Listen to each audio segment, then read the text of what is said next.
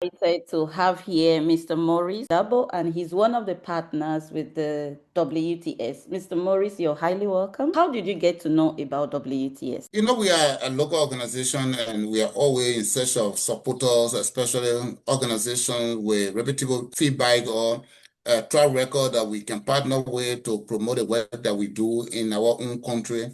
So what I was like doing research to find out about organizations that mainly involved in building capacity, especially in the veterinary area, and we came across the WTS. So, and that happened some years ago. And then I was invited for the conference in Tanzania. While in Tanzania, I saw the level of work that they have doing with other partners. Later, we were invited to submit a proposal, and that we did. And we developed a proposal, submitted it, and we were awarded a grant. So we started a partnership in 2019. So in March 2019, we started working together, and that has been a wonderful years working together, building the capacity of Liberians, the lecturers, students at the university levels, and so it has been a great opportunity for us also. Thank you so much. That's amazing. Since 2019, yes, in 2019. Yeah, so could you briefly just describe one of the projects that was funded? What was it about? Because I heard you talk about capacity building. Was it only for capacity building? Liberia experienced a war, and after the war, when it comes to the veterinary area, there has been a very big gap. Animal sector, in general, agriculture is one of the sectors that is very promoted by the government, trying to create food security and opportunity for young people. So, and that is inclusive of animal sector. But there has been a very big gap. We saw that after the war, there were a lot of organizations that came in the country trying to do restocking of livestock. But after some years, nearly all of the livestock that were brought in all died. And we found out that the key reason was that there were no established, localized veterinarian setup that will provide care for these animals when they are sick. There were no proper awareness done when it comes to animal welfare, that people who are giving these animals will know how to properly care for this animal, looking at the basic needs of these animals. So all of these things were lacking. So as a result, when there's an outbreak of any small disease, nearly all of the animals will just be wiped away. So how can we go about trying to address this gap? So that is how we got in touch with the WTS. And the best way that we saw that we could fill in that gap was to work with the academic institution, which is the universities and the colleges. So we started to do an assessment to say, well, which of those institutions will be the best area to start with. So at that time, we chose the Lofa County. Now it's Lofa County University, but we are Lofa County Community College and the Collington University. So the Lofa County University is a government-run institution in the northern part of Liberia. And the Collington University is a private university in the central part of Liberia. And that comes a lot of students, different part of the country. So we felt this is a suitable area for us to start our intervention. So we work with the institution, we incorporated the program, we brought in a vet from the Gambia. So he was assigned to the two institutions, spending semester from this institution, then I moved to another institution, providing real lesson, practical and theoretical lessons to the students in the classroom, taking in the field. We have to build relationship with some animal owners, people who have animal farms. So we will facilitate the students to go there by paying transportation, giving them snacks to go and spend 2-3 hours in the field. And in that way, they will see the practical issues that animals go through. Look at the welfare issue, look at the health issue, and be able to directly get involved into improving the welfare of animals, like giving advice to the animal owners and diagnosing the basic problem that the animals are suffering from and be able to treat these animals. So we're also providing the drugs. So through this, the funding from the WTS, we're getting drugs to be able to provide those free services for these animals. And then later we say, okay, how can we sustain the program? We have somebody who is from a different nationality that has come in the country provide this. So the best thing is to build out the capacity of the lecturers. So we conduct a series of trainings on different occasions. Almost every year we have the capacity building training for the lecturers in that specific area, lecturers who have courses that have to do with animals. So we brought in people to train these lecturers, and we did that. Later, we even incorporated 2 other institutions to send in their lecturers. So we brought in the Liberia LRCC, which is the Liberia International Christian College, and that is also located in another part of the country. And we also brought in the Nimba County University, which is also located in another part of the country. So we brought lecturers from there and we trained them so that they too can go back and be able to implement what they have learned from the program. Then we said we have to go further than that. How can we integrate this program into the curriculum of the institution? So we started a curriculum review. So the 2 institutions submitted their curriculum to us. At that time, we have the VEDIA, so we reviewed the curriculum together with the lecturers to be able to incorporate the concept of the WTS, the training material into that program. So we did it at the Lofa County University, at the Codington University, and as we speak now, those courses are offered in those institutions. So students who are specializing into animal science, they are doing animal welfare program. So they have an opportunity to also do practical. So we asked those 2 institutions to apply for a small grant, and they did. They were awarded grant to establish an area for training. So they established a gold staple.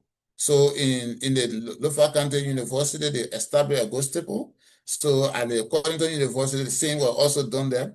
So these students now have opportunity to do practical. They have opportunity to visit other farms and diagnose the problem and do practical in those farms, and also have the opportunity to do it with their own animals they have on their campuses. So those are things that we have been doing over the period of time, and we are so grateful to the WTS for coming to the rescue of the country, not only us as a partner, but also addressing a key gap in our sector. So the program was able to train over 200 students in that sector. And these are students that have graduated, like we call them the animal technician or paravets, and they came from different parts of the country. So they are spread. Some are in the private business, like they do consultancy for farmers. Some are in other institutions, and also teaching there because we're doing a graduate program, a bachelor degree program. So they are then incorporated in the institution again to teach other students. And some are with other institutions practicing what they have learned. So that is actually impact that the program have done, because these students were like doing the degree programs in the theoretical aspect without practical, but the program was able to provide one key component also, which is a practical, that they can go and see the problem that they are discussing in the classroom, that they can go and assess, they can go and practically handle animals and see how to diagnose the problem and be able to advise farmers and interact with farmers. Then they will know the challenges that animals go through. Thank you so much. That's amazing. That's a whole lot.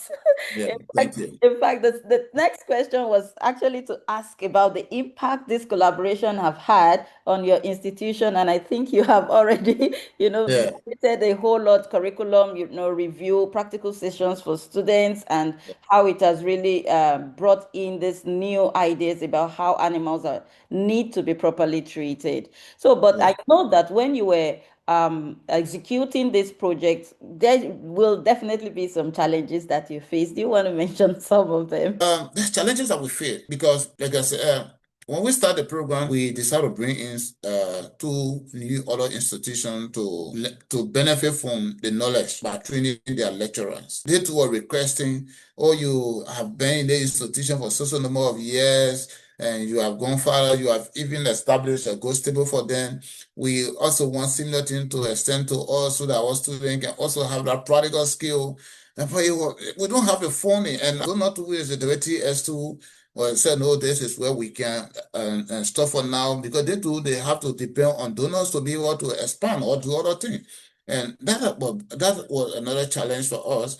And another thing that we also found out we tried to do also was to see how we started the process, but that issue came from the 2 institutions. The WTS wanted to try to see how to build up the capacity of one of the lecturers, at least to go and get extra study. But the responses, like in trying to make the paperwork done, were delayed by the partner, and as a result, the WTS has to put stop to that project, which we who directly interact with the partner have to take the backslide, because like saying, oh, you gave us this, we have gone this. So it was very, very challenging for us, and to the point where even our partnership with those institutions were almost like trying to, because they were like hoping on it, and now because of their own way of responding to emails, we are the one responsible for it. So it was very challenging for us. And now the program has come to an end. We need a regular checkup, monitoring to see whether this program is being followed like the way it was set up. We needed this program to expand, but again, that is it. Every project has to come to an end. Some of the challenges that we are faced with, resources, another partner that will even help, because like I said, when we were doing the program, all of the veterinary supply were done by the organization. And now we have led the institution to function independently. So it means that they have to get all of these things. And some of these things, to even acquire them locally, is very, very expensive. Very, very expensive. When it comes to the drugs, when it comes to other equipment, you cannot easily access them in Liberia. And that is another bigger problem in the sector. And those are things that even discourage, it discourages the people that even want to practice.